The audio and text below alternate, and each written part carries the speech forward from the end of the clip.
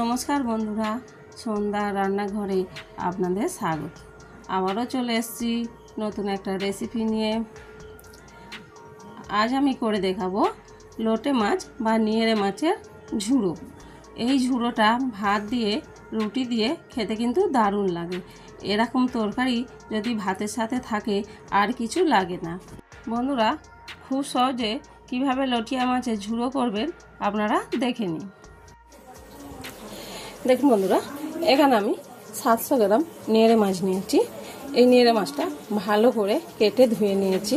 দেখুন, খুব ভালো করে পরিষ্কার করে ধুয়ে নিয়েছি। তো এই মাছটা আমি সাইড করে রাখছি।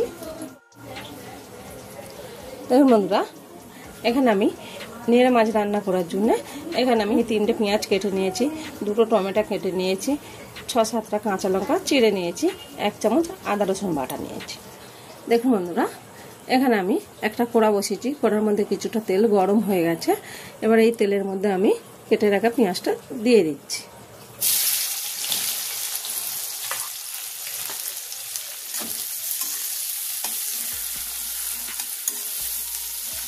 দেখুন বন্ধুরা, পেঁয়াজটা ভাজা ভাজা হয়ে এসছে। এবার দিয়ে দিলাম 1 চামচ আদা রসুন বাটা, আর দিয়ে দিলাম কাঁচা লঙ্কা, দিয়ে দিচ্ছি কেটে রাখা টমেটো। টমেটো আর পেঁয়াজ ভালো করে ভেজে নেব, যাতে আদা রসুনের গন্ধ না থাকে।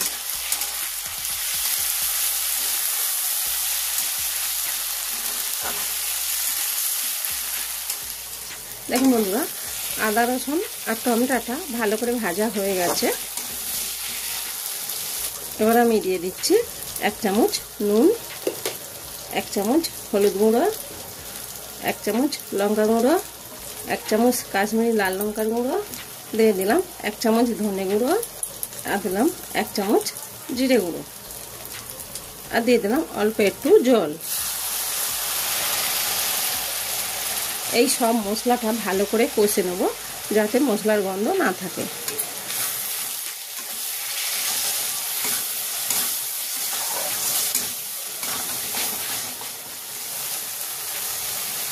দেখুন বন্ধুরা, মশলাটা খুব ভালো করে কষা হয়ে গেছে, তেল ছেড়ে দিয়েছে। দেখছেন, তেল ছেড়ে দিলে তখনই জানবেন মশলাটা ভালো করে কষা হয়ে গেছে। কারণ মশলাটা খুব ভালো করে কষা হয়ে গেছে। এবারে আমি লটিয়া মাছটা দিয়ে দিচ্ছি। এবারে খুব ভালো করে মশলার সাথে কষে নেব।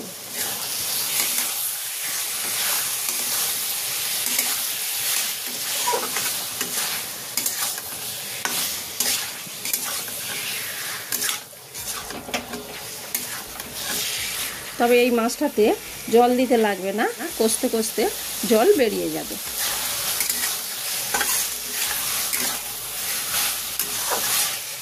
দেখতে পাচ্ছেন বন্ধুরা, যত ফুটছে তত কিন্তু মাছ থেকে জল বেরিয়ে আসছে। তবে এই ক্ষেত্রে যদি আপনারা চাপা দেন, তাহলে কিন্তু জল আরও তাড়াতাড়ি বেরিয়ে যাবে বা মাছ থেকে জল ছেড়ে দেবে। তো দেখুন, মাছ থেকে আস্তে আস্তে জলগুলো ছেড়ে দিচ্ছে। আর এই ক্ষেত্রে কিন্তু যতটা নাড়বেন মাছটা কিন্তু ঘেঁটে যাবে। দেখতে পাচ্ছেন ঘেঁটে যাচ্ছে। তাই দেখুন, এখনই দেখুন মাছটা কত সুন্দর সিদ্ধ হয়ে গেছে, ছেড়ে ছেড়ে যাচ্ছে। সেক্ষেত্রে আমি কিন্তু চাপা দেব না, চাপা ছাড়া এইভাবে নাড়াচাড়া করে রান্না করে নেব।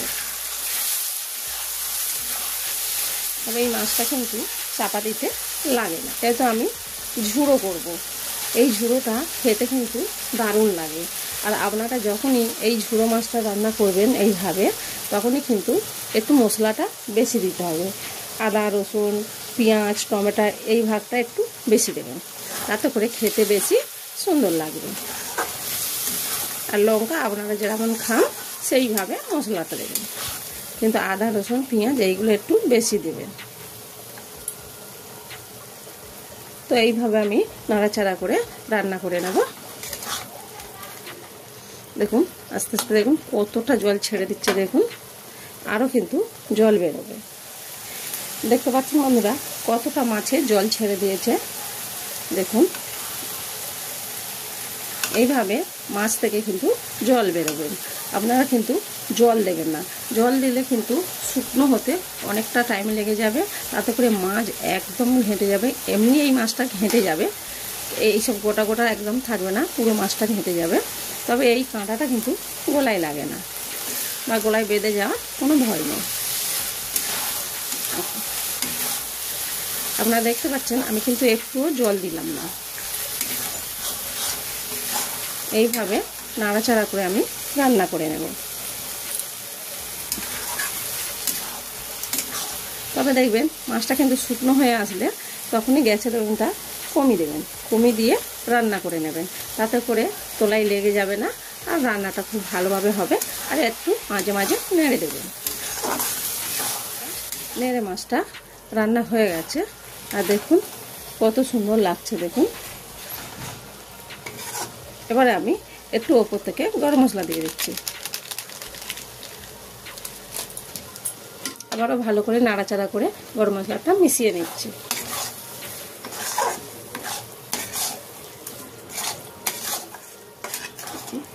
আরও ভালো করে নাড়াচাড়া করে নিলে আমাদের রান্না তৈরি। দেখুন কত সুন্দর দেখতে লাগছে দেখুন। তো রান্না আমাদের হয়ে গেছে, লাভিয়ে নিচ্ছি।